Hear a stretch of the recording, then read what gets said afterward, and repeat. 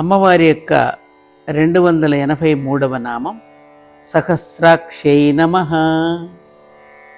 అనంతమైన కన్నులు కలది అని ఈ నామానికి అర్థం. విశ్వంలోని జీవుల కన్నులన్నీ అమ్మవారి కన్నులుగా ధ్యానించి దర్శించాలి. అప్పుడు అమ్మవారి సహస్రాక్షి అన్న నామానికి అర్థాన్ని అనుభూతి పొందడం జరుగుతుంది. ఇంద్రుడిని కూడా సహస్రాక్షుడని అంటారు. ఇంద్రుడంటే దేవతా శక్తులకు అధిపతి. అమ్మవారు కూడా సర్వదేవతలచే ఆరాధింపబడేది కాబట్టి ఈ నామం ద్వారా ఇంద్రుడికి అమ్మవారికి గల సామ్యాన్ని కూడా మనం అర్థం చేసుకోవచ్చు. అనంతమైన కన్నులు కలది అని ఈ నామానికి అర్థం. 284వ నామం సహస్రపాత్, అంటే ఇది 4 అక్షరాల నామం. అనంతమైన పాదములు కలది అని అర్థం.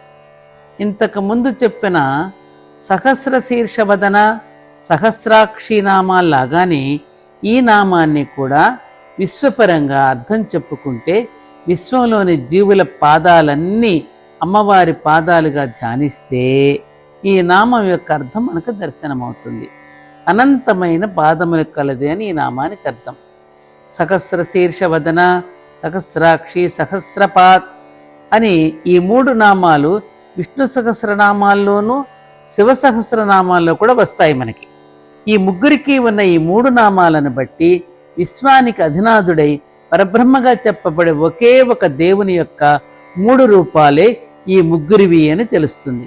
ఈ 3 నామాలను మనం అర్థం చేసుకుంటే విశ్వానికి అధినాథుడైన పరబ్రహ్మగా చెప్పబడే ఒకే ఒక్క దేవుడి యొక్క 3 రూపాలే అని మనం అర్థం చేసుకోవాలి.